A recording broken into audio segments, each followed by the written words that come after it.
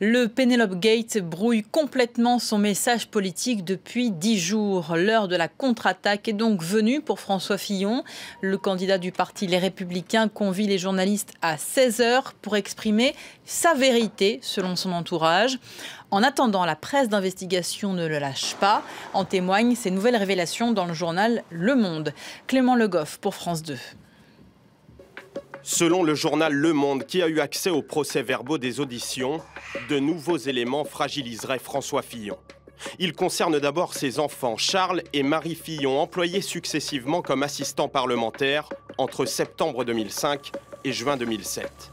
François Fillon aurait déclaré aux enquêteurs qu'il avait notamment chargé sa fille de l'aider à écrire son livre « La France peut supporter la vérité », publié en octobre 2006. Charles Fillon, lui, aurait en fait œuvré pour la campagne présidentielle de Nicolas Sarkozy. Il m'a aidé en travaillant au programme du candidat à l'élection présidentielle sur des sujets institutionnels, aurait déclaré François Fillon aux enquêteurs. D'après les soupçons de la justice, on voit bien qu'il s'agisse de Penelope Fillon, qu'il s'agisse de la fille de François Fillon ou qu'il s'agisse de l'un des fils de François Fillon, ce sont 3 personnes qui, à des périodes parfois différentes, ont occupé des postes d'attachés parlementaires avec des missions ou des travaux qui étaient soit introuvables, soit sans rapport avec ce que devaient être leurs travaux. Et toujours selon Le Monde, la justice enquête sur l'attribution d'une décoration.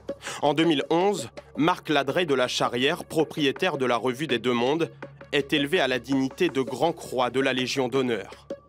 Une décoration convoitée et rarement attribuée.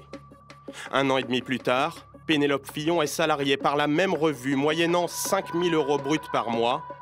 Les enquêteurs chercheraient à savoir s'il y a eu un éventuel trafic d'influence.